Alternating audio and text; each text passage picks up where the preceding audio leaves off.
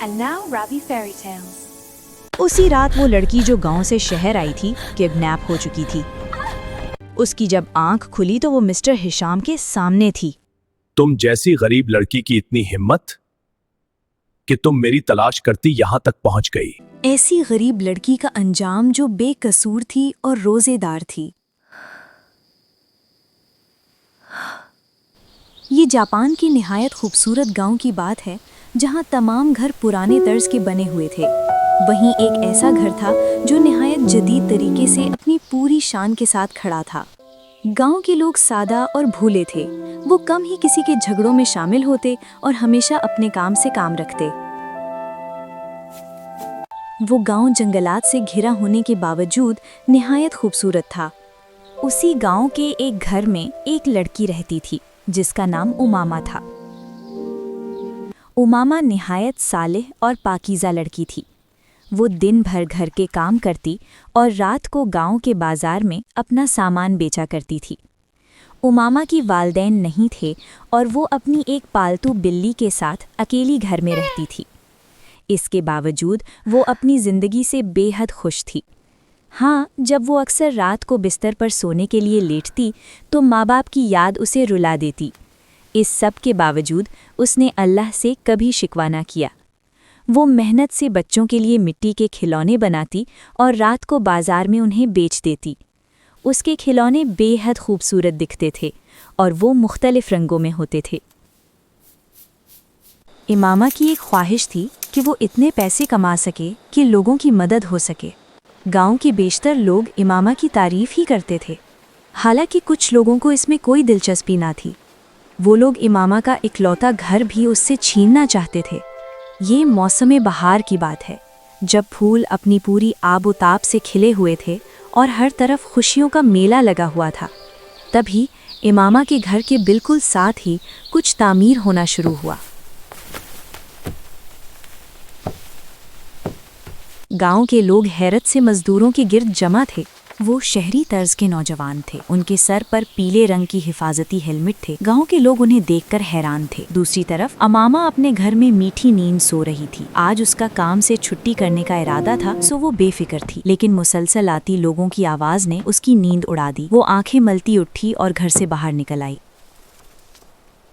लोगों का हजूम देख वो भी उस तरफ बढ़ गई। पास जाने पर पता चला कि वो लोग शहर से आए थे और यहाँ एक निहायत आलीशान घर बनने वाला था, जिसमें शहर का एक खानदान कुछ माह के लिए रहने आने वाला था। लोगों में ये बात सुन चहमगोइयाँ शुरू हो गईं। उमामा भी बहुत खुश थी। वो अपने घर लौट आई थी। उसे शहर के लोगों से मिलने का बेहद शौक था। घर आकर वो अपने कामों में मसरूफ़ हो गई। अभी बहुत वक्त था, घर कुछ माह बाद तैयार होना था और शायद तब तक रमज़ान भी शुरू हो जाता। उमामा ने अपना घड़ा उठाया और घर से बाहर निकल आई।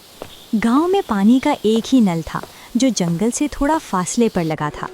सब लोग डरते हुए वहीं से पानी लाते थे क्योंकि उनका ख्याल था कि जंगल में जंगली जानवर भी हो सकते हैं। उमामा जब नल के पास पहुंची और नल के नीचे घड़ा रखते पानी भरने लगी, तभी अचानक उसे ऐसा महसूस हुआ जैसे उसे किसी ने पुकारा हो। उमामा फौरन घबराकर इधर उधर देखने लगी, लेकिन वहाँ कोई नहीं था, मगर एक आवाज़ मुतवातर उसका नाम पुकार रही थी। खौफ के मारे मामा ने घड़ा वहीं छोड़ा और बगैर कुछ सोचे वहाँ से भाग गई। उसने गांव में आकर ही सांस ली। आवाज़ का खौफ अब भी उस पर सवार था। अमामा का दिल चाहा कि वो सबको सच बता दे, लेकिन ये सोचते हुए वो रुक गई कि अगर गांव वालों ने उसे पागल समझ लिया तो। ये गांव वाले ही तो उसका वाहिद सहारा थे। वो खामोशी से अपने घर वापस चली आई। वो तमाम वक्त उसने अपने बिस्तर पर सोचते हुए गुजारा, आखिर वो आवाज़ किसकी थी और उस आवाज़ को उसका नाम कैसे मालूम था। यही सब सोचते न जाने कब अमामा की आंख लग गई। अगली सुबह जब वो उठी तो पहले से ज़्यादा पुरसुकून थी। उसका असर काफ़ी हद तक ज़ायल हो चुका था। उसने मामूल के मुताबिक अपने काम किए और फिर रात होते खिलौने बेचने बाजार के पुररौनक माहौल में चली गई। जापान की इस गांव का बाजार निहायत ही खूबसूरत था।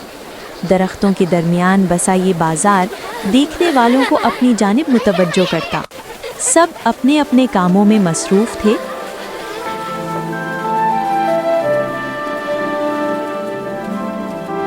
जब अचानक दूर जंगल से कुछ अजीब आवाजें सुनाई देने लगी। जंगल से आ रही है, तमाम लोग अजीब लग रही घबराकर है। एक दूसरे को सुनो, देखने लगे। फिर से। देखते ही देखते आवाजें तेज हो गईं और तमाम दुकानदार और गाहक बाजार से भाग खड़े हुए। इमामा भी अपना सामान वहीं छोड़े घर की तरफ भाग आई। इस आवाज के चलते अब गांव में बहुत कम चहल पहल रह गई। इमामा के घर के करीब घर तामीर होने का काम अब भी जारी था।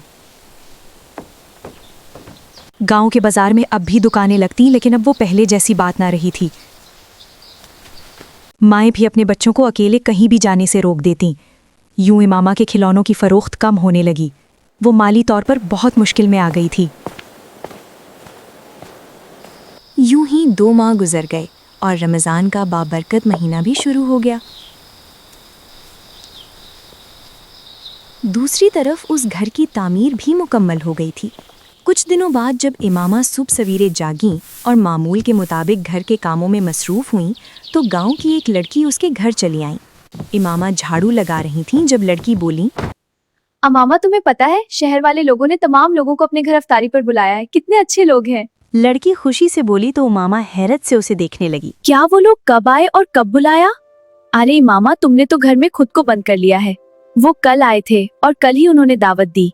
तुम भी शाम को चलना। लड़की ये कहते चली गई, जबकि उमामा अब वापस शहरी लोगों को सोचते खुशी से झाड़ू लगाने लगी। काम से फारिग होते वो मुख्तलिफ सोचें सोचने लगी। यूं सोचते सोचते उसने फैसला किया कि वो भी उनके घर कुछ बनाकर लेकर जाएगी, ताकि उसका रिश्ता इन नए पड़ोसियों के साथ अच्छे से उस्तवार हो। सो वो अपने घर के बावर्ची खाने में खाना बनाने चली गई।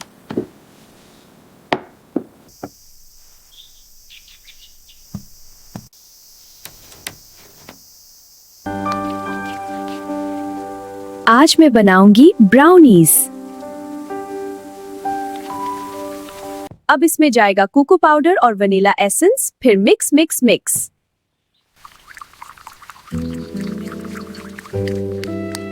अब डालूंगी अंडा। एक पहला अंडा, फिर दूसरा अंडा गिर गया उसमें, और फिर जाएगी चीनी, मिठास का ये जादुई घोल। या अब डालूंगी मैदा, फिर जाएगा थोड़ा सा नमक और चेहरे पर आएगी मुस्कुराहट।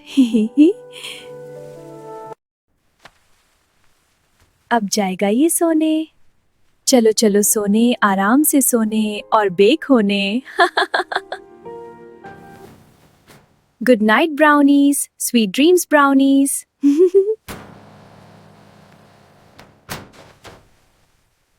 अवन से निकली गरम गरम, ठंडी हो जाओ अब आराम से, प्यारी सी ब्राउनी। अब करेंगे तुम्हारा makeover. Cut cut cut cut cut cut. सज गए सारे प्यारे क्यूब्स, अब जाएंगे ये बांटने खुशबू ही। किचन से फारिग होने के बाद वो अपने कमरे में चली गई। शाम होते ही वो तैयार होकर अपनी बनाई ब्राउनीज लेती अपने घर से निकल गई। पड़ोसियों के घर आकर इमामा ने देखा उनका घर काफी बड़ा और जदीद था। खूबसूरत मार्बल का फर्श और खूबसूरत नक्शो निगार हर तरफ सजे थे। हॉल में ही इफ्तारी का इंतज़ाम निहायत अच्छे और फैंसी तरीके से किया गया था। इमामा ये सब देख हैरान रह गई। उसने अपनी ब्राउनीज़ को ज़ोर से पकड़ लिया। इतने अच्छे इंतज़ाम में उसकी आम सी ब्राउनीज़ पर कौन ध्यान देता। वो जाकर एक जगह बैठ गई। तमाम लोग निहायत खुश थे। थोड़ी देर बाद सबने रोज़ा इफ्तार किया। फिर तारुफ का सिलसिला चल निकला। हमसायों ने बताया कि वो शहर से आए हैं और कुछ माह यहीं रुकेंगे। गांव वालों को वो लोग निहायत अच्छे लगे। कुछ देर बाद जब सब घर जा रहे थे, तभी अमामा को किसी ने रोक लिया। उसने देखा वो एक निहायत खूबसूरत लड़की थी। उमामा थोड़ी हसरत से उसके खूबसूरत पहनावे को देख रही थी। उस लड़की ने मुस्कुराकर उमामा से बात करना शुरू की। क्या तुम ये हमारे लिए लाई हो? क्या है इसमें? हाँ, वो ये मैंने बनाया है। लाओ मुझे दो। वाओ, ये बहुत अच्छी है। तुम्हारा शुक्रिया। वैसे क्या नाम है तुम्हारा? इमामा। और मेरा नाम सारा है। मुझसे मिलने जरूर आया करना। हाँ जरूर, मुझे खुशी होगी। उस रात सारा से दोस्ती के बाद इमामा खुशी खुशी अपने घर लौट आई। बिला आखिर अब उसकी भी एक दोस्त बन चुकी थी। चांद को देखते वो अपने माँ को याद करते पुरसुकून थी। फिर अपनी बिल्ली से खेलने के बाद वो सोने के लिए लेट गई। अगले दिन उसे वक्त ही ना मिल सका। उसने मिट्टी से खिलौने बनाए और शाम होते उन्हें बेचने बाजार की तरफ निकल पड़ी। वो काफी देर इंतजार करती रही, लेकिन चंद पैसों के अलावा उसे कुछ हासिल ना हो सका। उमामा परेशान हालत लिए घर वापस आ गई। घर की सीढ़ियों पर बैठे वो रोते हुए सोच रही थी कि आखिर अब वो क्या करे। तभी सारा उसके पास चली आई। तुम रो रही हो प्रिंसेस? ऐसे नहीं रोते, मुझे बताओ क्या हुआ है। नहीं कुछ नहीं, बस माँ बाबा की याद आ रही थी। मुझे पता है तुम झूठ बोल रही हो। खैर छोड़ो, मुझे तुम्हारी ब्राउनीज बहुत पसंद आई। क्या तुम मेरे लिए कुछ और चीज बेक करोगी? मैं उसे खरीदूंगी। क्या वाकई तुम्हें वो इतनी पसंद आई? वाकई। लेकिन मैं तुम्हें फ्री में दे दूंगी। नहीं बिल्कुल नहीं, मैं खरीद सकती हूँ। मैं तो कहती हूँ तुम एक बेकरी शुरू कर लो। क्या सच में? लेकिन मेरे पास इतने पैसे नहीं हैं। तो दोस्त कब काम आएंगे? और हाँ, मैं उससे 1 साल तक तुमसे शेयर लूंगी। सोहन ना नहीं कह। सारा इतनी रात को घर से बाहर क्यों है आप? कितनी बार बोला है घर रहा कीजिए। सुबह मिलते हैं एक सरप्राइज के साथ। यूं सारा अपने डैड के बुलाने पर वहां से चली गई। इमामा फिर से सोचों में पड़ गई। क्या वाकई उसे एक अच्छी दोस्त मिल चुकी थी, बगैर किसी गर्ज और लालच के? दूसरी तरफ जैसे ही सारा घर पहुंची, उसके डैड ने उसे डांटना शुरू कर दिया। मैंने कितनी बार आपसे कहा है सारा, ऐसे लोगों से नहीं मिलते जिनसे हमारी क्लास मैच ना हो। लेकिन डैड, आपने ही तो उन्हें इफ्तार पर बुलाया था। सारा खफकी से बोली। उसे हमेशा से अपने डैड की ये आदत पसंद न थी। वो अपने से ज्यादा किसी को ना समझते थे। वो अक्सर ही सारा के दोस्तों को नापसंद कर देते। वो सिर्फ एक मजबूरी है, ताकि जो हम चाहते हैं वो पूरा हो सके। इसलिए आप कुछ भी खराब मत कीजिएगा।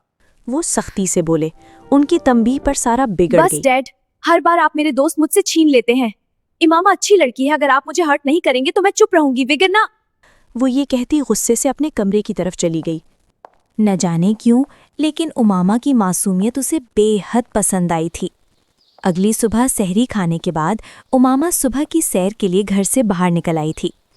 दरहकीकत वो सारा का इंतजार कर रही थी। उसे सारा की तरफ से मिलने वाले तोहफे का इंतजार था। वो सारी रात भी यही सोचती रही। अगी वो गांव की खूबसूरत गलियों से गुजरती थोड़ी आगे बढ़ी थी जब सारा उसे मिल रही। कैसी हो तुम? ठीक हूँ, तुम कैसी हो? मैं भी ठीक। चलो आओ, तुम्हें तुम्हारा तोहफा दूं। वो ये कहते इमामा को अपने साथ ले गई। थोड़ी दूर चलने के बाद इमामा ने वहाँ एक निहायत खूबसूरत और प्यारा सा फूड ट्रक देखा तो वो हैरान रह गई। उसने नम आंखों से सारा को देखा। इसके मुनाफे में से 40% मेरा होगा, इसलिए रोना बंद करो। सारा ने कहा और उसके आंसू साफ करती उसे लिए आगे बढ़ गई। फूड ट्रक गो के बहुत बड़ा नहीं, लेकिन बहुत खूबसूरत था। फूड ट्रक के अंदर हर तरह का इंतजाम था। उमामा खुशी से सब देख रही थी। तो आज क्या बनाएं? चलो केक बनाते हैं, और तुम इफ्तार के लिए कुछ बनाना। मैं तो कहती हूँ आज से ही काम शुरू कर दो। सारा खुशी से बोली। फिर उन दोनों ने मिलकर वहाँ केक बेक किया। वो दोनों ही वो लम्हे बहुत खुशी से एंजॉय कर रही थीं। तभी सारा की गमगीन आवाज गूंजी। मुझे भी बेकिंग करना बहुत पसंद था, पर पापा को ये सब पसंद नहीं। और तुम्हारी माँ? वह नहीं है। ये मेरी पॉकेट मनी से है। अब मैं नानू घर रह सकती हूँ। पापा कभी मुझे कहीं जाने नहीं देते। मुझे सुकून चाहिए। वो एक उदासी से बोली। फिर माहौल में यासियत उतरते देख वो जल्दी से टोन बदल गई। तुम ऐसा करो, जल्दी से पैसे कमाओ। मैं डैड को प्रूव कर दूंगी कि हम ऐसे काम करके भी सुकून से रह सकते हैं। मैं तुम्हारे साथ हूँ। यूं वो दोनों फिर से काम में मसरूफ हो गए। इस रात इमामा ने अपने हाथों के बने स्नैक्स बेचे। उसके इस नए इंतज़ाम को देखते सब गांव वाले उसके फूड ट्रक के गिर्द जमा थे। सब ने उसके खाने चखे और पसंद किए। आहिस्ता आहिस्ता इमामा की मेहनत रंग लाने लगी। उसके पकवान हर दिल अजीज़ होने लगे और इस सब में सारा भी उसकी मदद करती। चाहे ये बहुत अचानक हुई दोस्ती थी, लेकिन इसमें प्यार की वो मिठास थी जो दोनों दिल से महसूस करती थी। लेकिन कहते हैं ना, खुशी ज्यादा देर नहीं टिकती। एक रात गांव के एक घर में एक बच्चे को बहुत ज्यादा पेट में दर्द हुआ।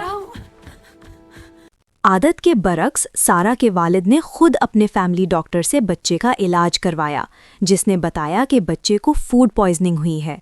तमाम गांव वाले ये जानकर गुस्से में आ गए। सबका शक इमामा पर था और जलती पर तेल का काम सारा के वालिद ने कर दिया। यूं तमाम गांव वाले इकट्ठे होते इमामा के घर गए और उसके घर के सामने खड़े फूड ट्रक को बगैर किसी बातचीत के तोड़ना शुरू कर दिया। शोर सुनकर इमामा बाहर आई। उसने गांव वालों को समझाने की बहुत कोशिश की, लेकिन सब बेसूद। उन पर जैसे भूत सवार था। मेरी जिंदगी। यूं अमामा का ये जरिए माश भी खो गया। अमामा परेशानी और गम से सारी रात वहीं बैठी रोती रही। अगली सुबह जब इस वाक़े की खबर सारा को लगी तो उसने तमाम गांव वालों को बगैर कुछ सोचे समझे अपनी डैड की सच्चाई बता दी कि जंगल से आने वाली आवाज़ें किसी जानवर की नहीं बल्कि उसके डैड के काम का नतीजा थीं। वो इस गांव को हटाकर यहाँ रिजॉर्ट खोलना चाहते थे। सारा की बात सुन तमाम गांव वाले सकते में आ गए।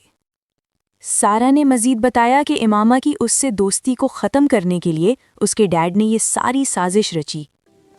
सारा खुद बहुत गमगीन थी। वो गांव वालों को वहीं छोड़ती वहां से भाग गई। आखिर उसके डैड फिर जीत गए और उन्होंने इमामा को भी छीन लिया। ये सर्दियों की लंबी रातों की बात है। इमामा का फूड ट्रक अब सही सलामत है। गांव वालों को उस दिन ना सिर्फ अपनी गलती का एहसास हुआ बल्कि वो सब नादिम भी थे। उन्होंने इमामा के ट्रक को मिलकर ठीक करवाया और सारा के वालिद से भी निपटे। उस दिन के बाद सारा कभी नजर नहीं आई। इसके डैड और वो उसी दिन वापस शहर चले गए। गांव में सुकून फिर से फैल गया, लेकिन इमामा, उसकी ज़िंदगी में जैसे एक खला आ गई थी। वो अपने काम से खुश थी, लेकिन एक आखिरी ख़त उसे हमेशा परेशान करता था। वो सारा का आखिरी ख़त था जिसमें उसने बताया कि शायद इसके डैड अब उसे सख्त बोर्डिंग में भेज दें या घर में बंद कर दें। लेकिन वो हमेशा इमामा को याद रखेगी। इमामा जब जब खत पढ़ती उसे शदीद रोना आता। अब उसने एक फूड स्टॉल गांव में खोलकर गांव के कुछ वर्कर्स के हवाले किया था और उसका इरादा फूड ट्रक के साथ खुद शहर जाकर सारा को ढूंढने का था। और सबसे बढ़कर उसने अपनी बचत से लोगों की मदद करना भी शुरू कर दी थी। उसने ये सारा से सीखा था कि अगर आपके पास इस्तिताअत है और मुकाबिल सही है तो उसकी मदद कर दो, कर बेहतर बना सकते हैं।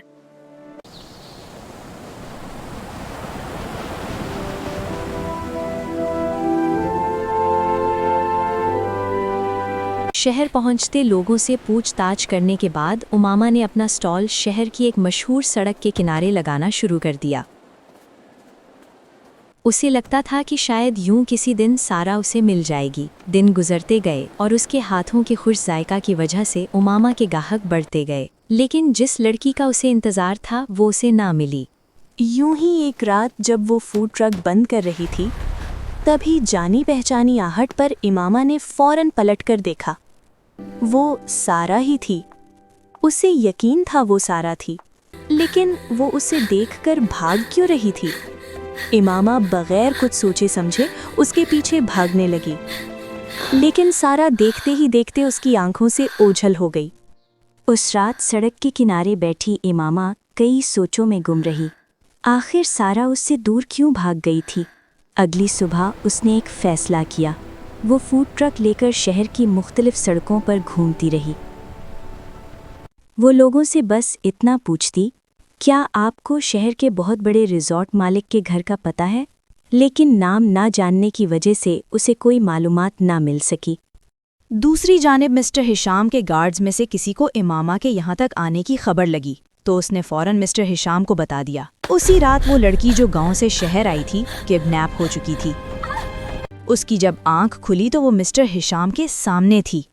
तुम जैसी गरीब लड़की की इतनी हिम्मत कि तुम मेरी तलाश करती यहाँ तक पहुँच गई। इमामा उन्हें देख बगैर उनकी सुने मिन्नतें करने लगी। मुझे बस एक बार सारा से मिलने दे। उसकी बात पर सख्त गुस्सा होते मिस्टर हिशाम ने सारा को बुलाया। जी पापा। क्या तुम इसे जानती हो सारा बेटा? मिस्टर हिशाम ने सारा से पूछा। इमामा सारा को अपने सामने देख हसरत से उसे देख रही नहीं, थी। मैं नहीं जानती। जब उसकी अगली बात पर इमामा दुख और गम से दो चार हो गई। क्या सारा इतनी जल्दी शहर की चमक में खोती उसे भूल चुकी थी? सारा, ये तुम क्या कह रही हो? मैं तो तुम्हारी दोस्त थी। इमामा रोते हुए बोली, लेकिन सारा खामोश थी। गार्ड्स, निकालो इस गरीब लड़की को मेरे घर से बाहर और दोबारा ये मेरी बेटी के आसपास भी नजर ना आए। मिस्टर हिशाम गुस्से से चीखे। गांव की वो लड़की दोस्ती का भरम टूटते देख रोते हुए अपनी शहरी दोस्त को देख रही थी।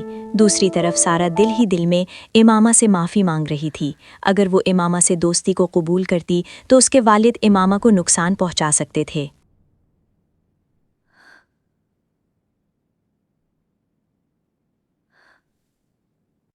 सारा, मेरी बात तो सुनो। अमामा रोते चीखते उसे पुकार रही थी जब अचानक आवाज पर सब साकित रह गए। सारा भाग कर आने वाले शख्स के गले लग गई। वो उसका भाई था जिसे कई सालों से उसके पापा ने पढ़ाई के नाम पर घर से बाहर रखा।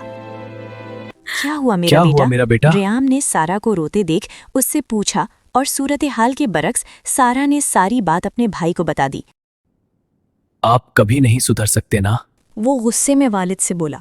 इतने सालों में उसने कभी अपने वालिद से ऊंची आवाज में बात नहीं की यही उसके लिए बेहतर है। गरीब लोगों से हमारा कोई वास्ता नहीं है। बस करे पापा, बस कर दे ये दुनियावी दिखावा। इतने साल आपने बिजनेस पढ़ाई के नाम पर मुझे घर से दूर रखा, अब बस बहुत हो गया। रियाम आगे बढ़ा और अपने बहन का हाथ थामा।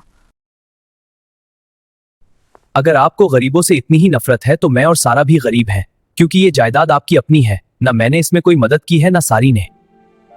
वो दो टोक अंदाज में बोला और बगैर कुछ सुने सारा और उमामा को लिए वहां से निकल गया। पीछे उसके वालिद गुस्से से खौलते रहे। उन्हें अब भी एहसास नहीं था।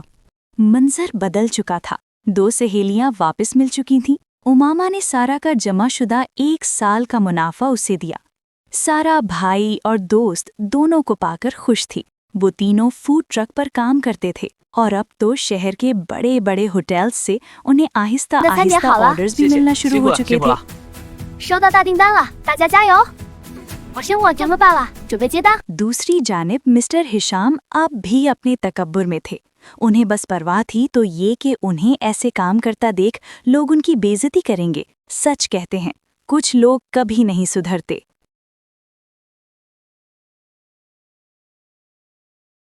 कैसा हो अगर ईद से पहले शहजादियों को मलिका महल से निकाल दे। ये प्यारी सी कहानी एक सल्तनत खुशहां की है। सल्तनत खुशहां अपने नाम की तरह एक निहायत खुशहाल सल्तनत थी। हर तरफ लहलहाती खुशियां वहां पर राज करने वाली मलिका के रहमदिल होने का सबूत थी। लेकिन एक बात थी जो सल्तनत खुशहां में मलिका तक को परेशान कर देती, और वो थीं उनकी बेटियां यानी शहजादियां। खुशहां की शहजादियां बहुत नखरेली और मुंह फट थीं। कोई जनरल या वजीर उनकी शैतानी से न बच सका था।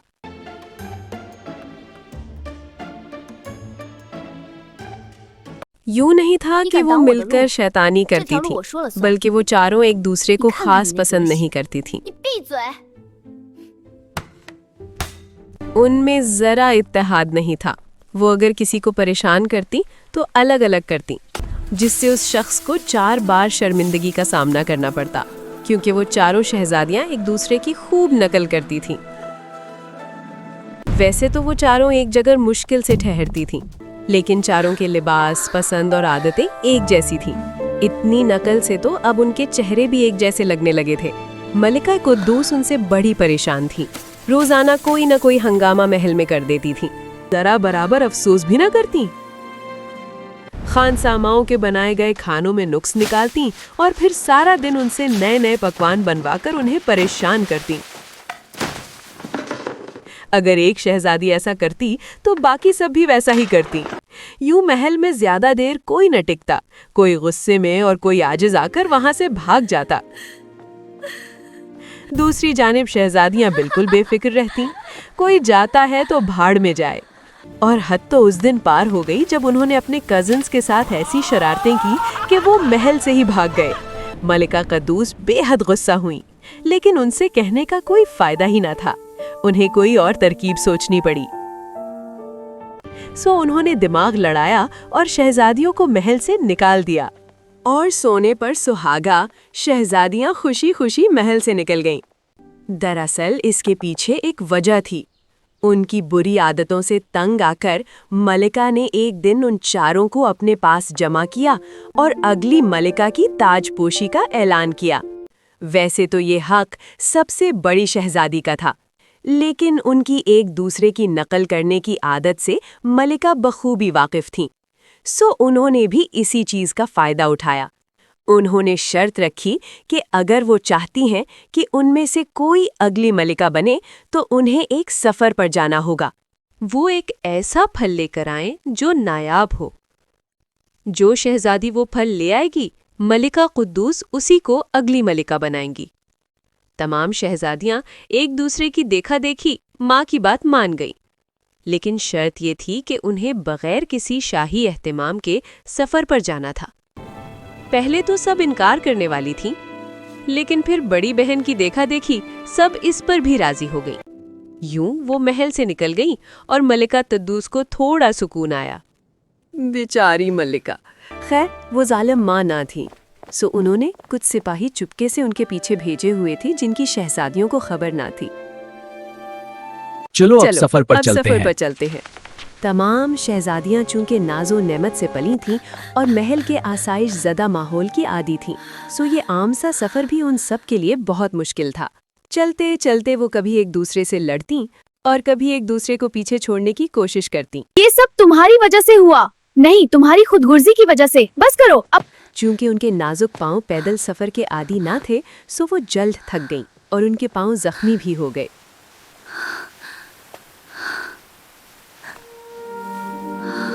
वो चारों एक दरख्त के नीचे बैठ गईं। जख्मी पांव देखकर चारों को शदीद रोना आने लगा और उन्हें महल का वो ऐशो आराम याद आने लगा जिस पर वो कभी इतराया करती थी। लेकिन चारों में से कोई भी ये बात मानने को तैयार ना था।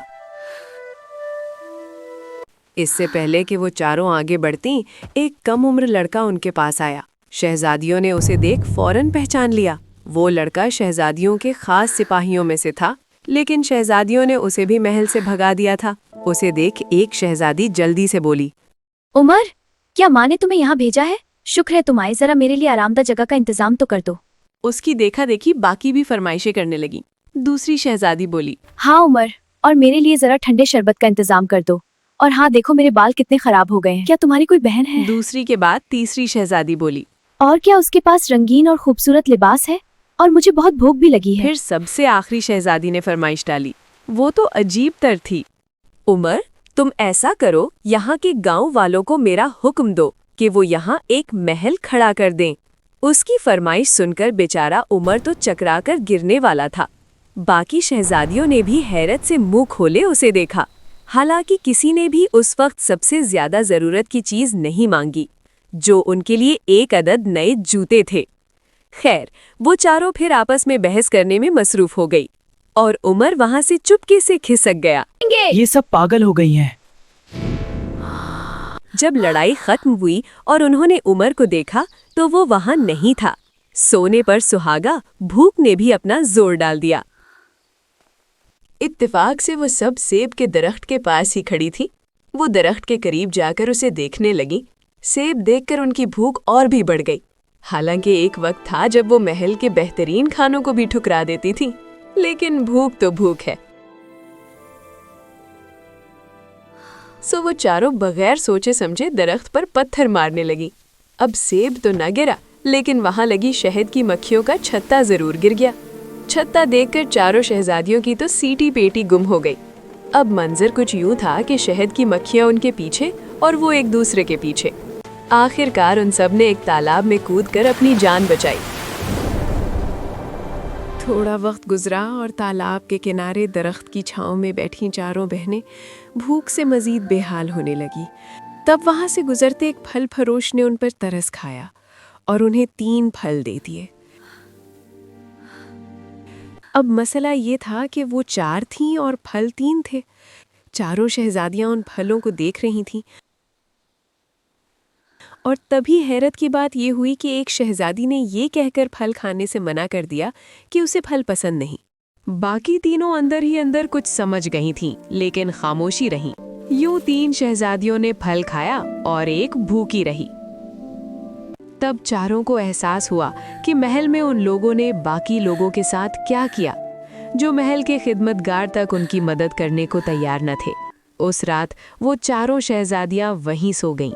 वो शहजादियां जो नर्म बिस्तर पर भी नखरे करती थीं और एक दूसरे को देखना भी गवारा नहीं करती थीं, वो एक दूसरे के साथ वहीं सख्त जमीन पर सो चुकी थीं। अगली सुबह चारों बहनें एक नए आगाज के साथ जागीं। वो चारों बेशक एक दूसरे को कुछ वजाहत नहीं दे रही थीं, लेकिन चारों को उस एक दिन में ही अंदाजा हो चुका था कि जो नखरे वो करती थीं वो दूसरों को कितना नुकसान देते हैं, और फिर आखिर में जो जैसा करता है उसे वैसा ही मिलता है। सुबह जब वो आगे सफर पर बढ़ने लगी तब महल के सिपाही उनके पास आ गए। मालिका ने आप चारों को महल बुलवाया है। यूं सिपाही उन्हें अपने साथ ले गए। महल पहुंचते ही चारों बहनें माँ के पास गईं। मलिका ने बात का आगाज किया और पूछा कि अब उन्हें क्या चाहिए। चारों बहनें शर्मिंदा थीं। वो बोली कि उन्हें बस खाना चाहिए, चाहे वो जैसा भी हो। उस दिन उन्हें एहसास हुआ कि जो चीज़ें हमारे पास होती हैं, हमें उनकी कद्र तब होती है जब वो हमसे छीन ली जाती हैं।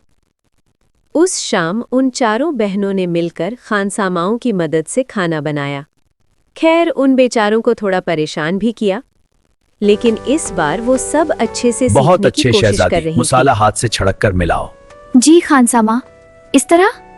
हाँ बिल्कुल ठीक। उन्होंने माँ से माफी मांगी और उनके साथ मिलकर तमाम लोगों में हमारी ईदी तरफ से तकसीम ईदी। की। वो फल जो माँ ने लाने को बोला था वो दरअसल उसके अंदर ही था। सो अब चारों ही सल्तनत की मलिका बनने की तैयारी में साबित कदम थीं। ये हमारा अहद है। इसलिए इस खुशी के मौके पर राबी फेरी टेल की जानिब से आप सब शहजादियों और शहजादों को ईद मुबारक। अब आप भी अपने इर्द गिर्द मौजूद लोगों को अपनी इस्तिताअत के मुताबिक ईदी दीजिए, क्योंकि ईद सिर्फ लेने का नहीं बल्कि देने का नाम है। ईद मुबारक।